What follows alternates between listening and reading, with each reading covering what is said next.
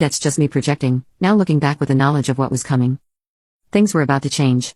I was about to change, and our nice, normal life was about to implode in ways neither of us could have imagined. That first real shift happened around our 7th year of marriage. Kevin had been putting in crazy hours, trying to move up from his position to something with better pay.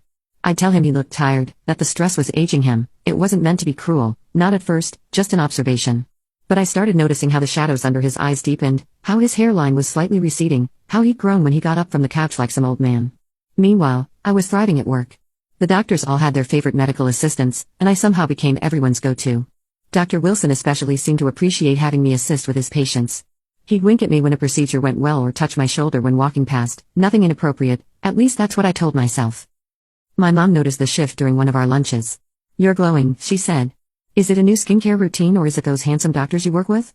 She laughed when I rolled my eyes, but then leaned in closer. "You know, marriage doesn't have to be a prison.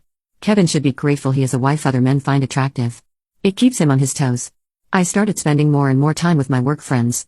Happy hours stretched into dinners, texts during off hours became normal. I'd be lying in bed next to Kevin, laughing at something Dr. Matthews sent me, while Kevin scrolled mindlessly through his phone before falling asleep. Our sex life had basically flatlined. When I tried to initiate, Kevin seemed distracted or too tired. When he tried, I found myself making excuses. I didn't connect these dots at the time, but looking back, I think this was when he started turning to porn, the bathroom door locked a little too often, the browser history cleared too frequently. I pretended not to notice. The financial dynamic between us shifted too.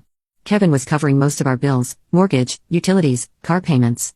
I contributed, but most of my paycheck went to things I wanted: new clothes, skincare, drinks with co-workers, weekend brunches. When Kevin gently suggested a budget, I snapped at him, asking if he was monitoring my spending. Now he backed off immediately. That hurt look in his eyes, that used to make me feel guilty but now just irritated me.